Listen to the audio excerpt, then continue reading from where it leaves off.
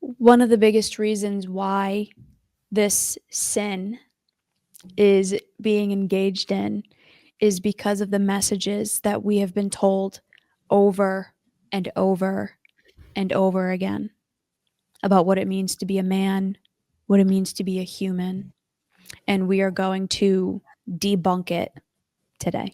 If you have been feeling this, I need to perform, I need to be everything for my family, I have to be, the anchor, I have to be this, I have to be that. You have this narrative of what you have to be and how you have to show up and how you have to do and perform.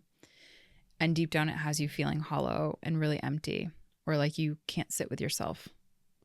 You're struggling. We see you. And that's what this episode is going to help you be relieved from. That struggle doesn't have to be there anymore. And you can, yes, in fact, just exist without having a need to go and do all those things.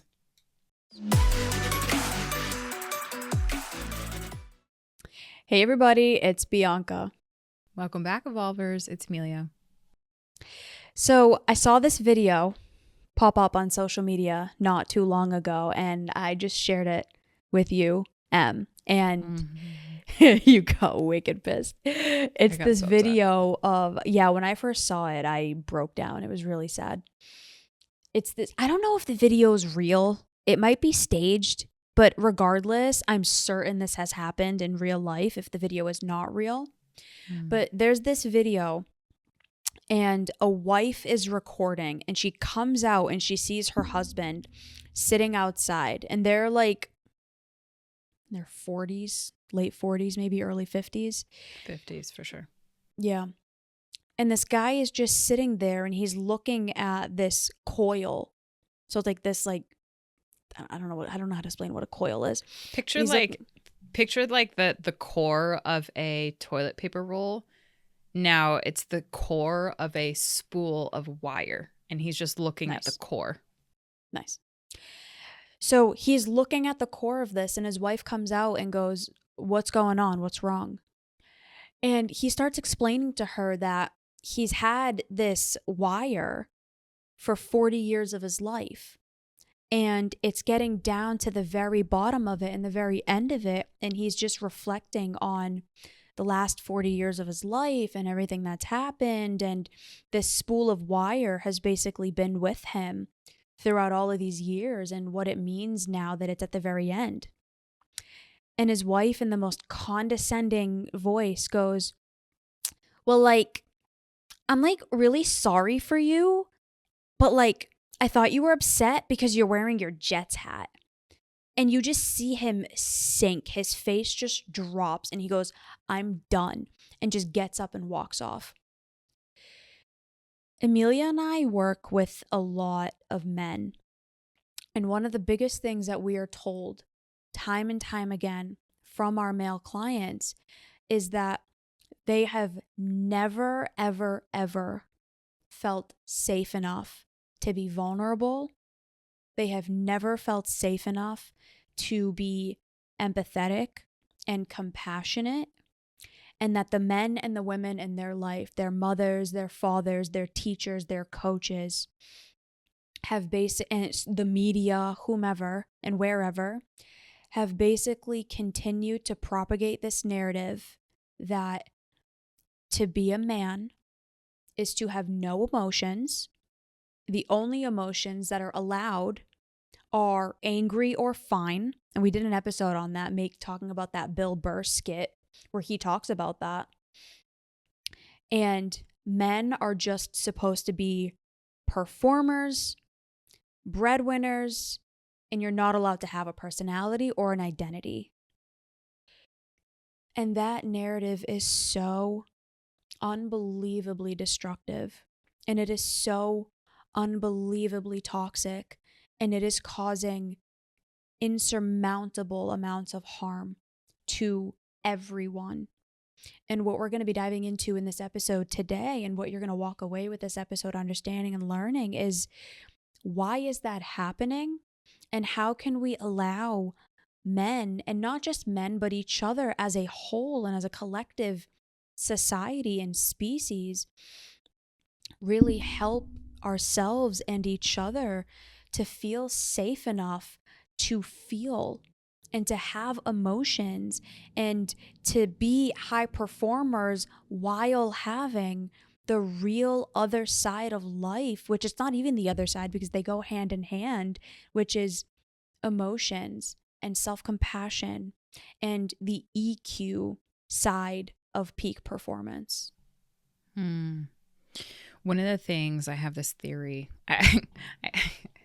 Every good episode starts with Emilia saying she has this theory. I have this theory, though, that I've been sitting on for quite some time, probably since I was like 17, that one of the biggest causes of suffering generationally is a result of alcohol. And it's not necessarily just alcohol, right? Like if we were to pull and remove alcohol as a substance across generations, how much less suffering there would be in this world is exponential, like probably incalculable.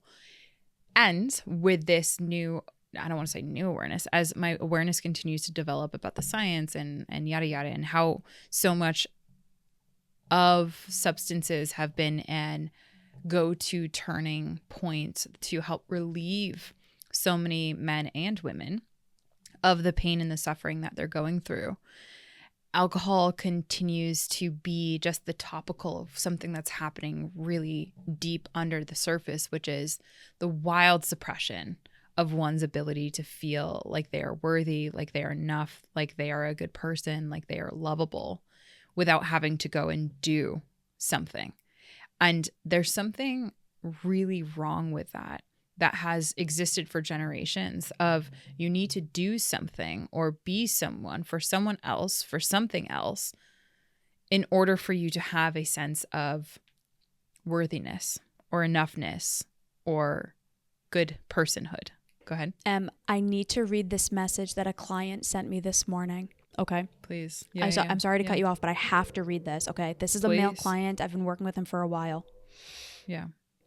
My big belief is that I think I have to pay for love. The days where I have the money for it are good days. The days I don't have money for it, I feel like hell. I don't believe in unconditional love. Everyone has to do something to get love from someone else. You have to have money or be good looking or be charismatic. The only way someone will show me love is if I pay. But when I pay, it's not really love. I don't think I believe in love at all. I think it's a fantasy that I tell myself that it exists in this world, but it doesn't. Whoa. Wow. Thank you for sharing that. That is so heartbreaking to hear, because what I hear in that is there's been so much pain and so much let down and so much of what we're talking about here, which is this person has zero evidence to conjure up a different belief. And how many people have been able to conjure up that different belief? Sorry, I didn't mean to cut you off. The video glitched. You're good. You're good. It is, right? We all need evidence to build a specific belief system or, and to keep a specific belief system alive. And so when that person, and I say when, really with the big hopeful heart that I have, is when they receive alternative evidence to that belief system, I hope that they're open to receiving that evidence to really build a different belief system, because I can imagine how empty life must feel with that belief system, and how deadening to the heart and to the spirit that must feel walking around with that core belief. And so to that, in this conversation, why I mention alcohol is because alcohol is just one substance of many that men, and we're talking about men to start, and we're going to open the dialogue up, not just about men, but around all of us, which is men are reportedly, statistically speaking, to be the users of substances.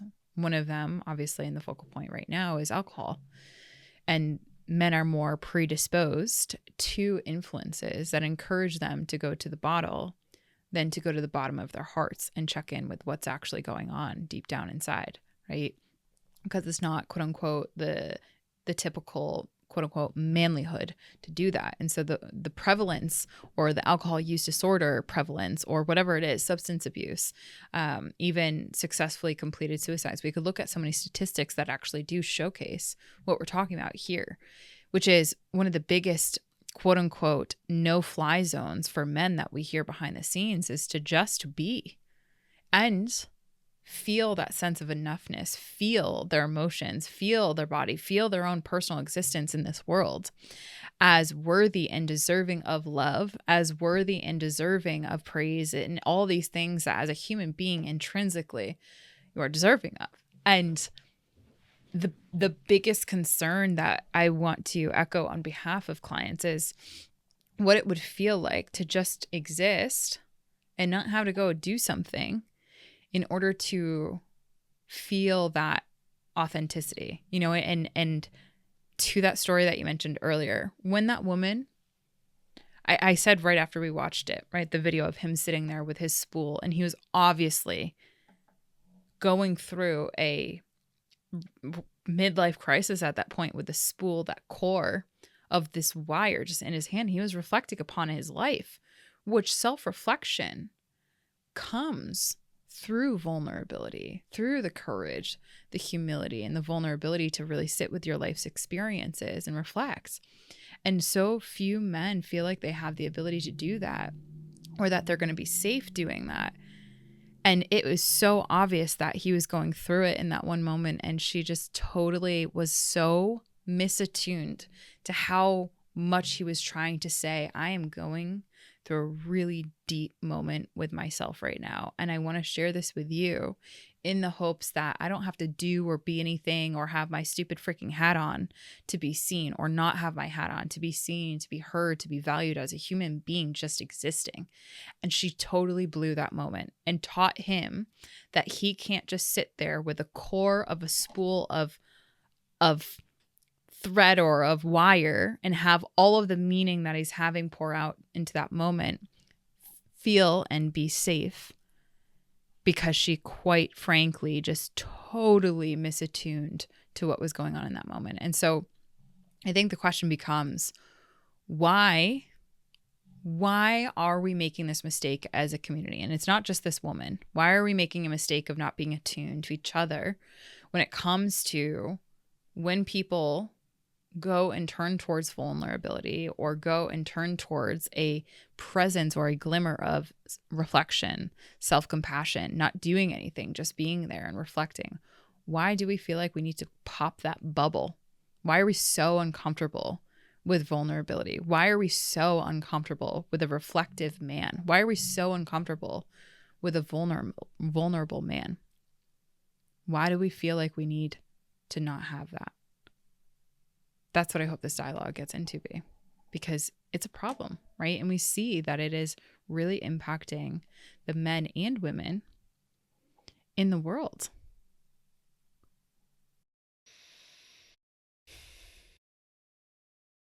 I've been learning about evolutionary psychology a little bit, and it's been fascinating reading into it and learning about it. And from an evolutionary standpoint, it made sense why many, many years ago, when there were minimal resources and times were drastically different, that gender roles were the way that they were. If you saw a man and you saw him crying and you saw him as weak, the idea was he's not going to be able to give me children, and he's not going to be able to protect me. And that was a threat, and that was a risk when women were, back years and years and years and years and years ago in our evolution, when that was a real concern, But we're not in that day and age anymore.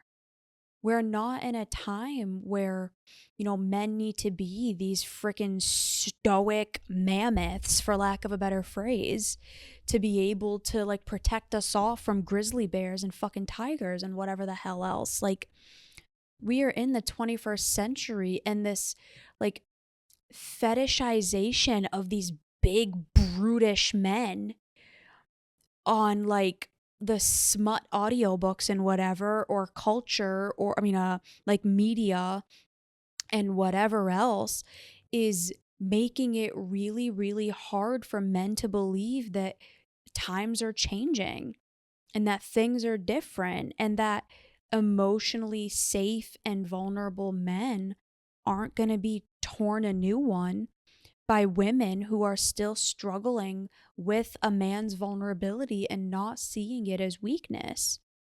And for a lot of the men out there who have used their vulnerability as manipulation and tactic, we're in this really, really challenging time of trying to get out of this messy middle of how do we as humans and how do we as people all feel safe enough to really be there with and for each other in the new times that we are in. We are in the 21st frickin' century. It is 2025 when we are recording this, and this is only going to get more and more and more and more as the years progress.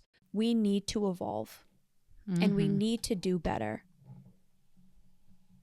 It's a fact. And I'm grateful that you said that. And it's not just a want, it's not just a desire, it's not just a nice to have. There is an actual necessity to it. And some people might be listening to this like, that I'm gonna call her Karen. We're gonna call her Karen. That Karen, right? Who was so misattuned to her husband and quite literally made fun of him for having his hat bitch on.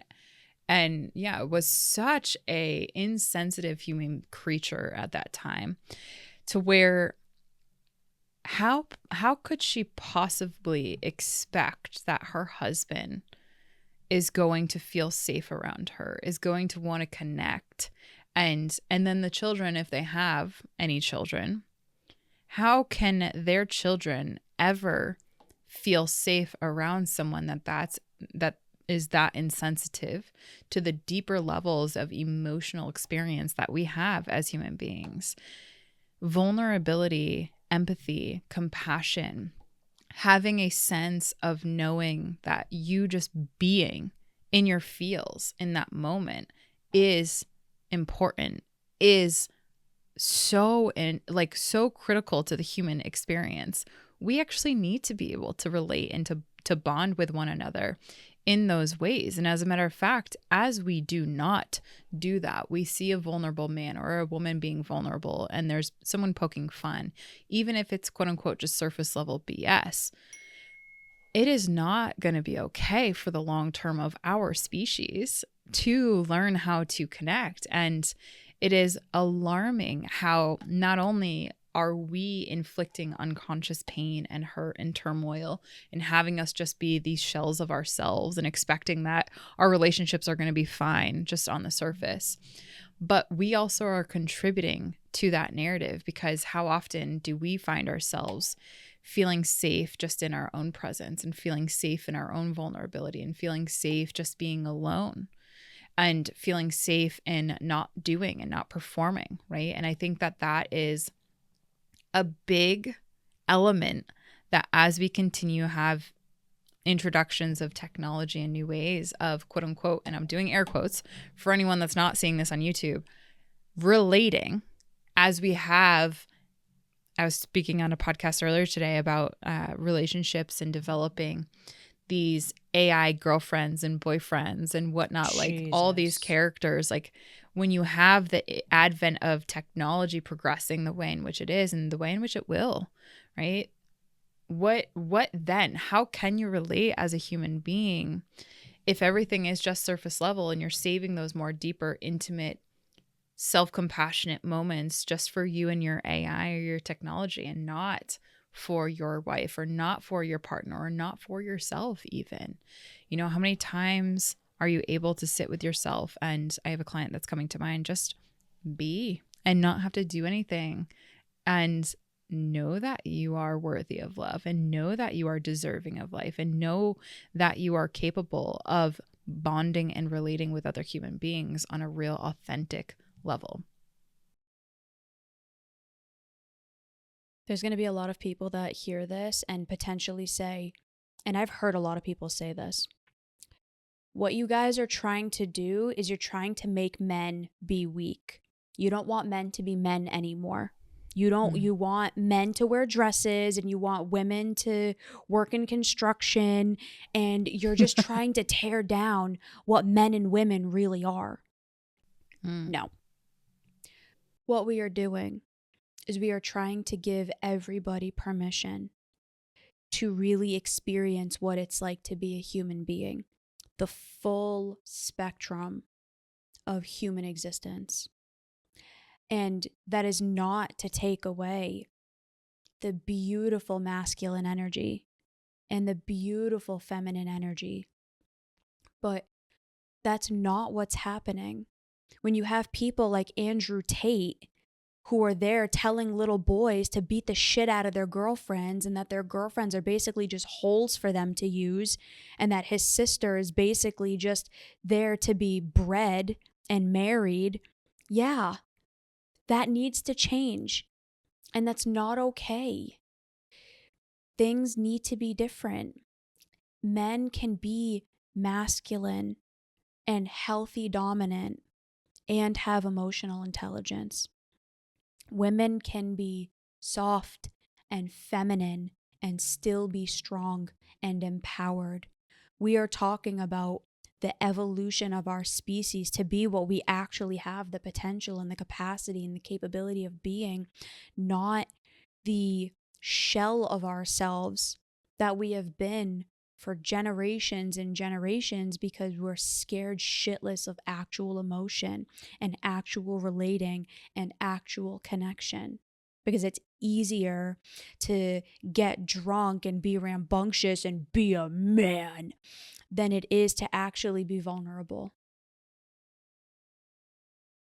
Yeah. And to zone this out, it is, our species has undergone a massive transformation over the last, even just look at the last millennia, right? What's the next millennia going to look like? If we're not evolving and if we're not changing, what happens to a species?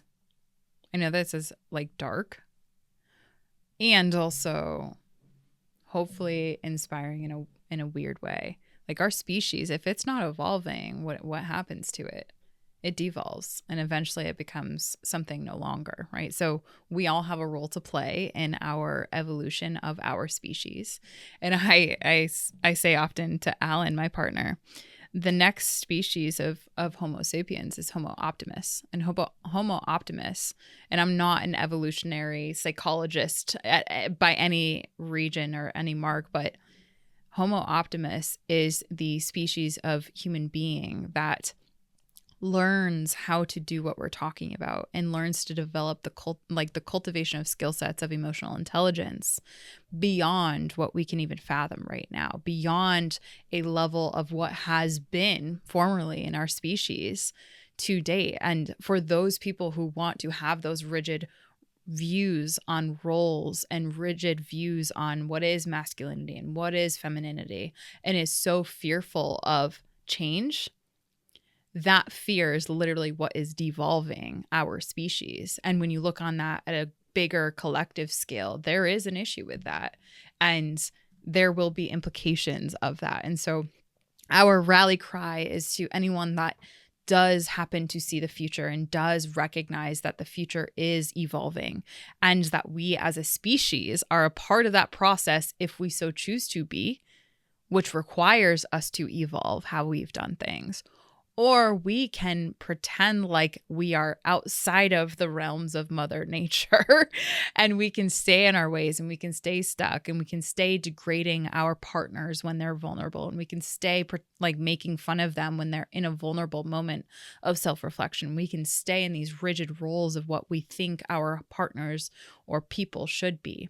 And we will have a consequence of that down the line, right? And so be the people who evolve with the times. Be the person that recognizes that you are worthy of love, of enoughness, of everything, just being as you are, as your true authentic self. And be the person that shows up in the future to those people who are poking fun and making fun of those vulnerable moments, whether it be a male or a woman or whomever.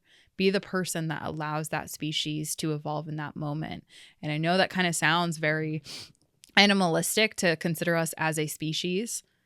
And also, it is our reality. And so I think that as a cry and as an advocacy of the men and women that we hear behind the scenes of, we wish that there was more compassion in these individuals. We wish that there was less burden that these individuals had, right? Why don't we take it a step further and actually start to take it upon ourselves to evolve and to help when we recognize that comes up in our social circles, help invite the evolution to happen in the real times.